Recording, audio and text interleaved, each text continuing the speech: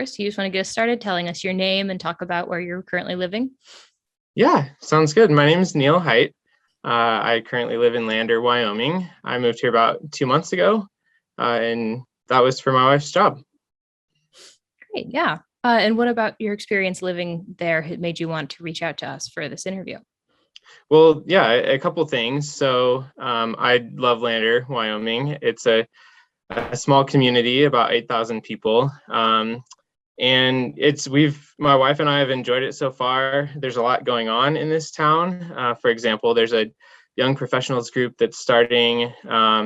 People are generally super friendly here. So yeah, talking about Lander is always something that I'm interested in. And then as well, I've had past good experiences with best places as well. There's the cost of living comparisons, which I think we'll get into probably with some future questions in this interview. And then the personality test, which my wife and I really enjoyed. Yeah, totally. You can also take it out of order if things come up naturally. We don't have to Okay, stick to the sure, order. Yeah, but it's sure. fine. But I guess just to really get into it, what are some specific things about Lander that you really like? Yeah, so this is the smallest place that I've lived in. I've lived in probably, I think I counted my wife and I, between the two of us, 13 cities over like the last 5 years or so, because of her job, because of me going to school, things like that. And so everything from living in the inner city in Dallas, where there's 4 million people or something just in within a few miles of you. Everything from that to this small town now. And it's been really cool, just like being in a place where I could walk everywhere, where people are interested in getting to know me. And they know each other. And so connections happen easily that way. And then also there's a pretty outdoorsy culture here in Lander. People, especially for rock climbing and fishing, it seems like people are coming from all around the US just to come on a vacation here. Great, nice. What about Lander do you think you could probably live without or that you wish were different? Ooh, that's a, a good question. So there's another town that's probably about 20-30 minutes away that's similar in size, but beyond that, if we want any amenities that you would find in larger places like Chick-fil-A or Target, like those are some classic examples that what my wife loves. Any of that is a 2.5 hour drive. And it's literally through the middle of nowhere. The first time I visited Lander, I was like, I'm really surprised that places like this still exist in the world that are as remote like this in the middle of the country. And yeah, 2.5 hours to national parks, the Tetons, Yellowstone as well. So any of those major amenities, it's going to be a ways away. In terms of an airport, yeah, there's one in Riverton, which is the town nearby. But things are expensive there. So if we want to fly anywhere, then we're driving to Denver, which is a 6 hour drive. And it seems like things are becoming more expensive to live here in terms of rent and the cost of housing in general, specifically. And I don't see that stopping anytime soon. Yeah. So with all that considered, as if somebody were looking to make a move, do you think you would recommend that they move there? I would recommend Lander. I think it depends on what you're interested in, though. If living far away from certain things is not interesting to you, then probably don't move here. However, if you're into a close knit community and sort of a niche mountain culture, then yeah, it would be a great place to move to. Great. Yeah. So you mentioned that you and your wife have kind of lived all over. Where specifically have you guys lived in the past? Yeah, so for me, I grew up in Brighton, Colorado. It's a town of about 40,000 people in between Denver and Greeley. Um, it's it feels like a small town. It's slowly becoming a suburb, but it still feels like a small town. I've lived as I mentioned, in Dallas proper. I've lived in Manhattan, Kansas, which is a college town. Fort Collins, which is kind of a college town. Denver, Littleton, Colorado. Um, and my wife she grew up in the Kansas City area, a suburb called Shawnee. And she's basically lived everywhere between there and Wyoming. And so it's been interesting just comparing our experiences with one another, even as to what those towns that we've and cities that we've lived in are like. Nice. Yeah. And between all of those moves, what do you think your biggest move was, either in terms of distance or just Mm, like culture shock?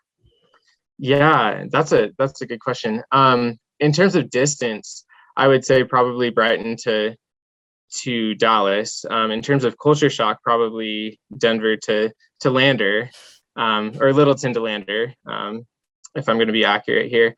I think that the biggest things, in terms of Brighton to Dallas, not just distance, but also in terms of like how thorough the move was. I had everything that I owned, and I had to fit it in a sedan.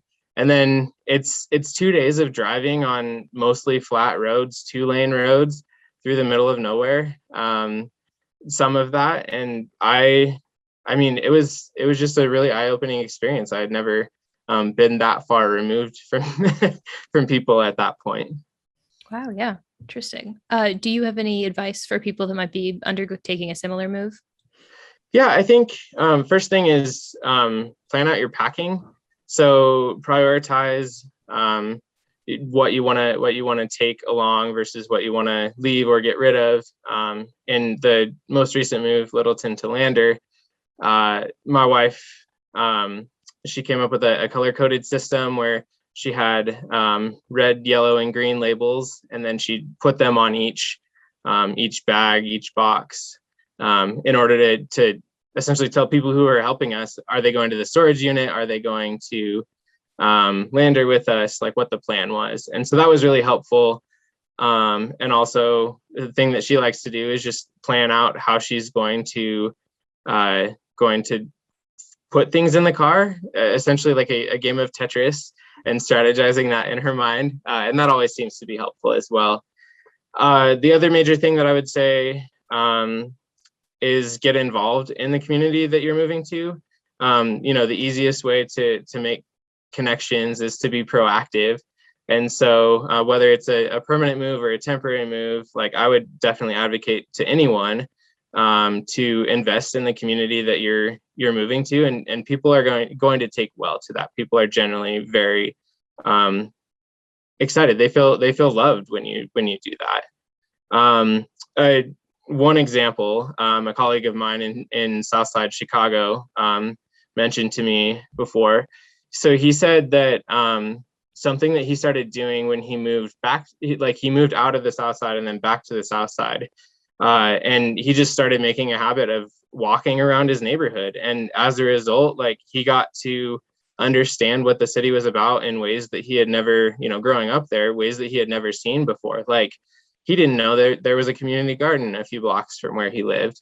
And so as a result, he got to, get to meet the people of the community garden. I don't remember if he like signed up for a plot or not, but that's something that I've started doing in here in Lander, and I've really enjoyed that. I'm getting to learn a lot of things that I wouldn't otherwise be learning.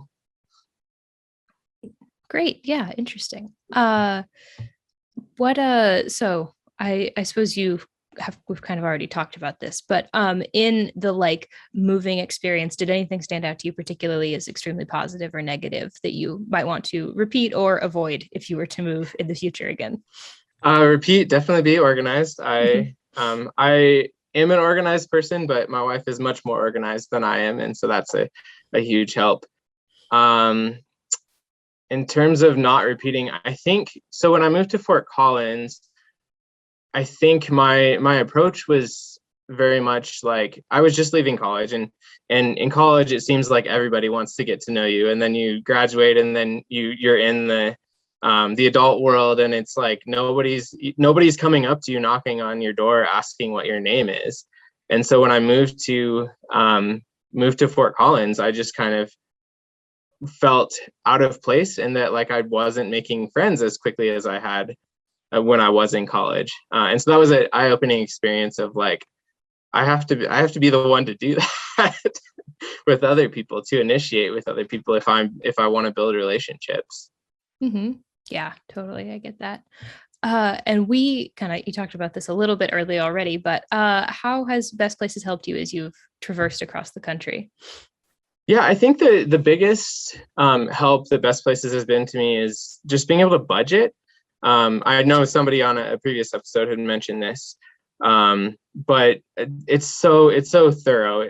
Everything from like housing to groceries to I don't remember because I haven't done it recently, but especially as I was moving to Dallas, that move I was broke at the time, and so I had to figure out, is this move actually going to be feasible?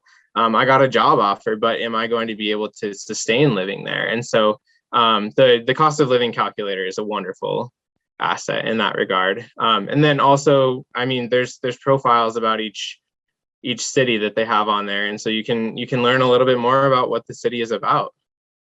Yeah, totally. Great. Well, that was basically all my questions today. Before we sign off, do you have anything else that you would like to share? Sure. Yeah. So I have a placemaking business, and if you don't know what that is a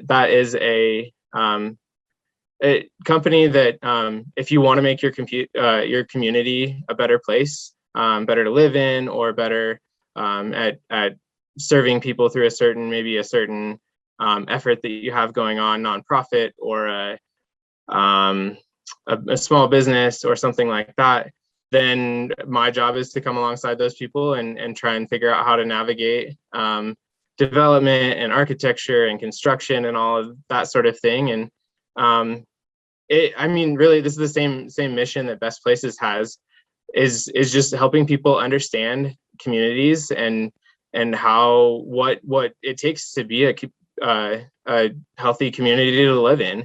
And so I'm right there with you, and I'd love to come alongside anyone in helping them make their community a better place. Great. Yeah. And do you have like a place people could go to learn more about that? Yeah, so it's heightanddepth.com, spelled HEIDTANDDEPTH.com. Great. All right.